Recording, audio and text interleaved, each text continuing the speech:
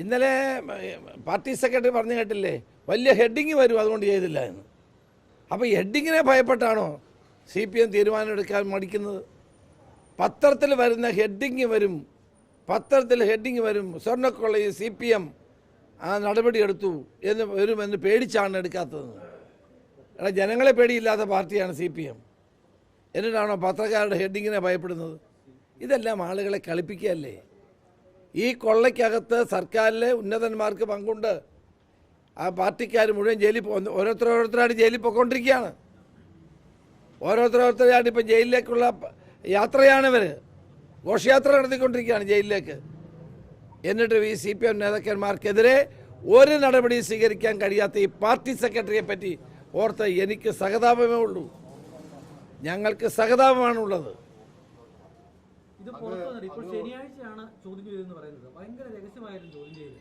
അങ്ങനെ ഒരു ചോദ്യം ചെയ്യലിലേക്ക് ആവശ്യമുണ്ട്. കുറച്ചുകൂടി സുതാര്യത വിഷയത്തിൽ വേണം തോന്നുന്നു. അത് നിങ്ങൾ അവരോട് ചോദിക്കണം. ഏതായാലും SITക്ക് പത്രക്കാരോട് പറയാൻ പറ്റുമോ ഇപ്പം ചോദ്യം ചെയ്യുന്നു? അവർക്ക് പറയാൻ കഴിയില്ല. അത് ചോദ്യം ചെയ്യുന്ന ആൾ പറഞ്ഞാലേ അല്ലെങ്കിൽ നിങ്ങളെ വിവരം അറിയൂ. ഏതായാലും ഇപ്പോൾ പുറത്ത് വന്നല്ലോ. ഇതൊന്നും ഒരിക്കലും മൂടി വെക്കാൻ കഴിയില്ല. സത്യത്തെ സ്വർണ്ണപ്പാളി കൊണ്ട് മൂടിയാലും ആ സത്യം പുറത്തു വരും. അതാണിപ്പോൾ തെളിഞ്ഞിരിക്കുന്നത്.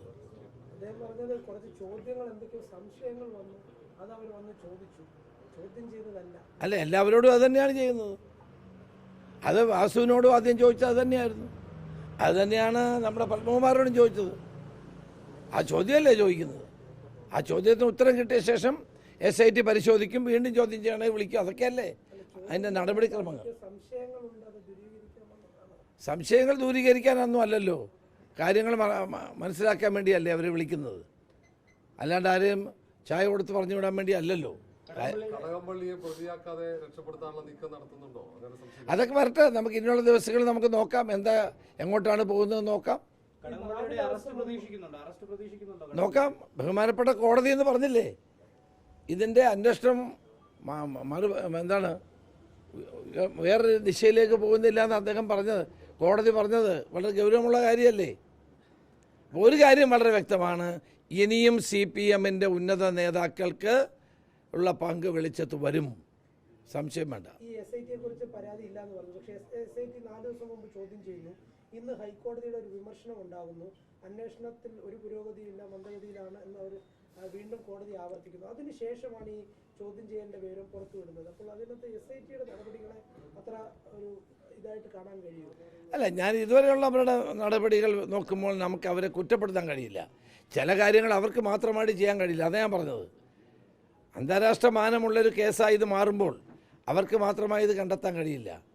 പിന്നെ സ്വാഭാവികമായി അവരുടെ പുറത്തൊക്കെ സമ്മർദ്ദം ഉണ്ടാകാൻ സാധ്യതയുണ്ട്. എനിക്ക് ഉണ്ടോ ഇല്ലെന്നറിയില്ല.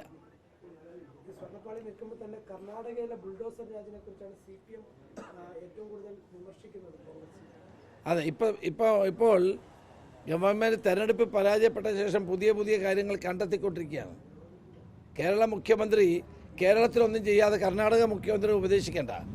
കർണാടകത്തിലെ മുഖ്യമന്ത്രിക്ക് അവിടുത്തെ ഗവൺമെൻറ്റിനും അറിയാം എന്താ ചെയ്യേണ്ടതെന്ന്. അവിടെ ഒന്നും ബുൾഡോസർ രാജൊന്നും ഉണ്ടായിട്ടില്ല.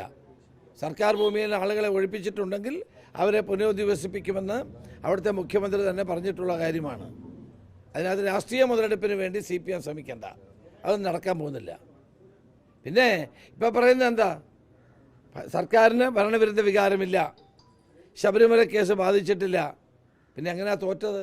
ഞങ്ങൾ തോറ്റിട്ടില്ല, തൊപ്പിയായിട്ട് നടക്കുക, രണ്ടും പറയാം ഞങ്ങൾ തോറ്റിട്ടില്ല. ഇതാരെ കളിപ്പിക്കാനാണ്? ഇതാര് വിശ്വസിക്കാനാണ്? കേരളത്തിലെ മതന്യൂനപക്ഷങ്ങളെ ഇതുപോലെ പീഡിപ്പിച്ചൊരു ഗവൺമെൻറ് ഉണ്ടാവില്ല. അവർക്കെതിരായി എല്ലാ കാര്യങ്ങളും ചെയ്തു, അവരുടെ എല്ലാ ആനുകൂല്യങ്ങളും നിർത്തിവെച്ച ഗവൺമെൻറ്റാണിത്. ഇപ്പം മതന്യൂനപക്ഷങ്ങൾ ഒറ്റക്കെട്ടായി അവർക്കെതിരെ വോട്ട് ചെയ്തപ്പോൾ ഇപ്പോൾ അവരെ പിടിക്കാൻ എന്താ മാർഗം എന്ന് നോക്കുക. മാറി വർഗീയത പരീക്ഷിക്കുകയാണ്. ഇതൊക്കെ തിരിച്ചറിയാനുള്ള വിവരം കേരളത്തിലെ മതന്യൂനപക്ഷങ്ങൾക്കുണ്ട്, ജനങ്ങൾക്കുണ്ട്. ജനങ്ങളതൊക്കെ തിരിച്ചറിയും. പഞ്ചായത്ത് തെരഞ്ഞെടുപ്പിൽ തോറ്റിട്ടില്ലെന്നാണ് ഇന്നലെ പാർട്ടി സെക്രട്ടേറിയറ്റിൻ്റെ വിലയിരുത്തൽ. പാർട്ടി സെക്രട്ടറി പറഞ്ഞപ്പോൾ അവർ ജയിച്ചെന്നാണ് പറഞ്ഞത്, ഞങ്ങളാ തോറ്റെന്നാണ് പറഞ്ഞത്. UDF തോറ്റു എന്നാണ് ഇപ്പോൾ വിശകലനം, അല്ലേ?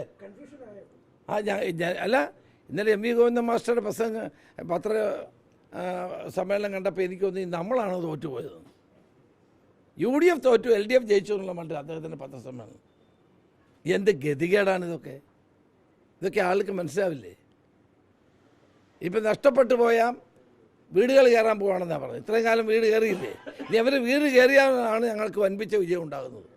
വീട്ടിൽ ചെന്ന് കള്ളം പറയാനുള്ള നീക്കമൊന്നും കേരളത്തിൽ നടക്കില്ല. ഇതൊക്കെ ജനങ്ങൾക്കറിയാം. വീടാന്തരം കയറി കള്ളം പറയാനുള്ള ഒരു നടപടിയായിട്ടാണ് പോകുന്നതെന്നാണ് അറിഞ്ഞത്.